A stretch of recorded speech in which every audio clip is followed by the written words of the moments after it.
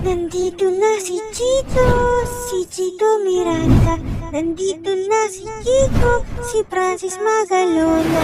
Nandito na si Jack9, wala siyang apelido. Magbabaksakan dito in 5, 4, 3,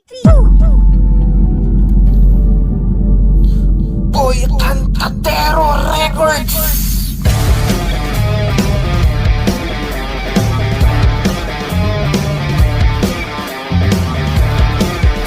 Let's do it!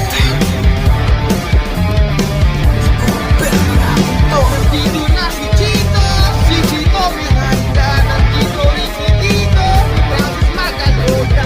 Nandito rin si Jack9, wala siyang apelido. Magbabagsakan dito, mauna si Tito. Di ko alam kung ba't ako kasama dito. Sama-sama sa mga pasabog nilaki ko. Bigla kasi di ko patingin ka ng bukid. Kagamahan ka lang, painom mo na ng tubig. Sip sa segunda, magpapatumba na kung makaisip na rhyme na maganda at madulas ang pagbigkas. At aski pa sa kalimarinig na libo-libo na Pilipino nakikinig sa mga pabibo ko.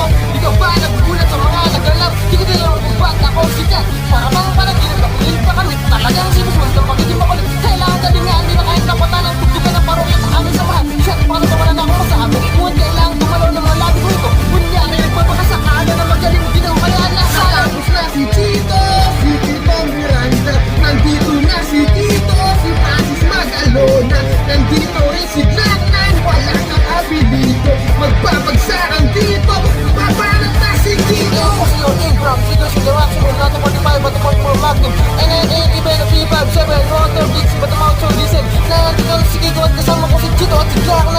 And it's time to rock rhyme. Di ko mapigilan ng mabasa mga salita sa aking bibig. Nagipagdadaig ang bunganga, halatang bunganga, rato papangas talento. Ako nagkakalento, ba't ang mandaliw na yung nakatirang sa antipolo. Sumasaklolo sa mga hip-hop, pwedeng karirino by Green Tree Black. Si Black kasama ng parokya, parang bulagaan na kailangan din mabokya. Di mo na kailangan malaman kung bakit ba kami lahat ay nagsama-sama. Mic check up na nagsada na ang pwersa. Para sa Magalona, Black na ang parokya. 1, 2, 3, 4, let's go!